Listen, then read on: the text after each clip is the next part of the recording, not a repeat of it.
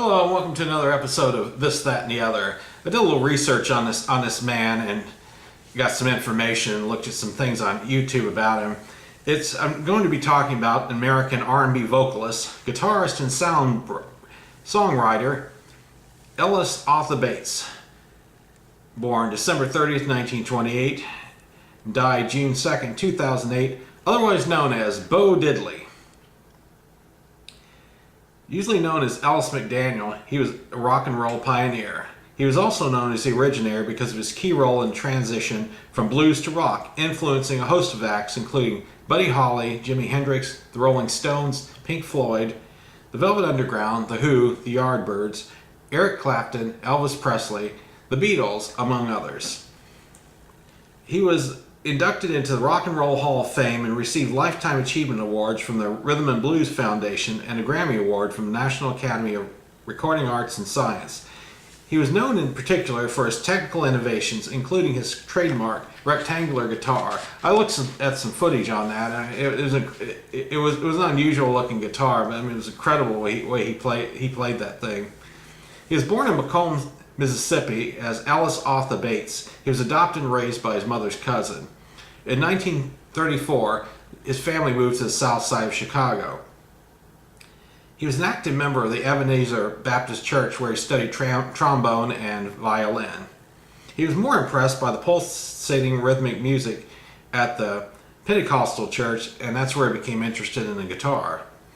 Inspired by a concert where he saw Johnny Lee Hooker perform, when he was working as a carpenter and mechanic to supplement his income, he worked on street corners with friends, including Jerome Green in a band called the Hipsters, later the Langley Avenue Jive Cats. 1943 and 1944, he played for tips at the Maxwell Street Market in a band with Early Hooker. By 1951, he was playing on a street with backing from Roosevelt Jackson and Jody Williams. Williams later played lead guitar on Who Do You Love, 1956. 1951, he landed a regular spot at the 700 Club on Chicago's South Side. In late 1954, he teamed up with harmonica player Billy Boy Arnold, drummer Clifton James, and bass player Roosevelt Jackson recorded demos I'm a Man and his signature song Bo Diddley. There's various opinions as to how the name Bo Diddley came about, but the origin really hasn't been determined. He himself claimed that the peers gave him a nickname and he thought it was supposed to be an insult at first. Bo Diddley himself said that the name first originated to a singer his adopted mother was familiar with, while guitarist Billy Boy Arnold said in an interview that was originally a name of a local comedian that Leonard Chess borrowed for a song title and artist name for Bo Diddley's first single.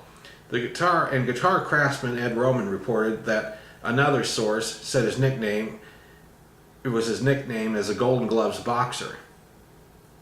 A diddley bow is a typically homemade American string instrument of African origin, probably influenced by instruments found on the west coast of Africa. On November 20th, 1955, he appeared on the Ed Sullivan Show, and Ed Sullivan was angry at him for doing his own song instead of doing the song 16 Tons. Ed Sullivan said he would not last 6 months. The show had requested that he sing the Merle Travis penned Tennessee Ernie Ford's hit 16 Tons, but he appeared on stage and sang Bo Diddley instead. The substitution resulted in his being banned from further appearances. To his defense, he said that he saw Bo Diddley on a cue card and was under the impression he was to perform two songs, Bo Diddley and 16 Tons. He continued to have hits throughout the 50s and even the 60s, including Pretty Thing in 1956, Say Man 1959, You Can't Judge a Book by Its Cover 1962, and some album titles, Bo Diddley as a Gunslinger and Have Guitar, Will Travel. The album title, Surfing with Bo Diddley, was a boast about his influence on surf guitarists. In 1963, he starred a UK concert with the Everly Brothers and Little Richard. The Rolling Stones, still barely known outside London at the time, appeared as a supporting act on the same bill.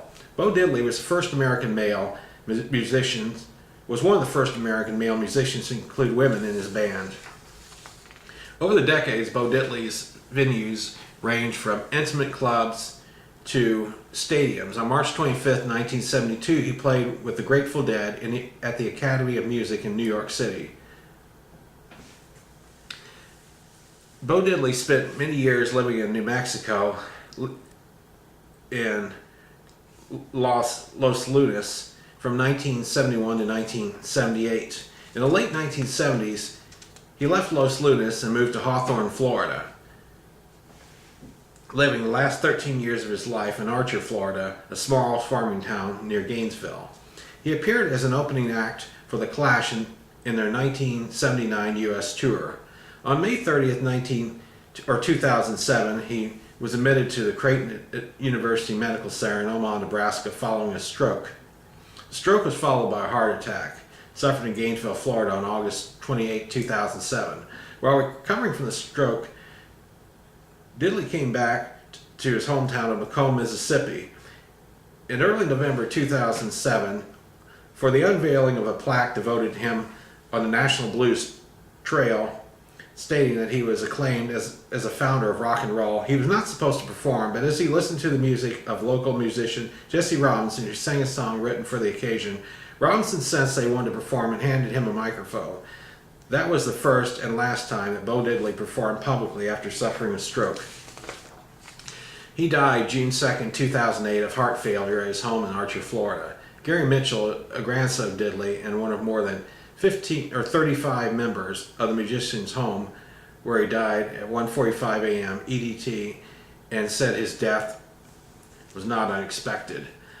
On the Facebook page that I have, this, that, and the other YouTube shows, I will feature a YouTube thing showing Bo Diddley in concert, examples of his great guitar playing. I remember him doing a commercial too in the 1990s with Bo Jackson, the football/baseball player who played professional football and baseball, and it's about Bo knows football and all these various sports, and at the end you show him trying to perform in Bo Diddley's act, and Bo Diddley looks at him and says, "Bo, you don't know Diddley." And then they show a thing, so 6 months later, and he's performing, he's doing really well with the guitar and playing to the tune of what Bo Diddley had. Bo Diddley looks at him like, "Wow," and he said, "Bo, you do know Diddley, don't you?" And shakes hands with him, and that's how the commercial ends. It's a commercial for Nike on that just do it. Thought that was a cool commercial, but I just wanted to put out some little information on Bo Diddley, and thanks for watching.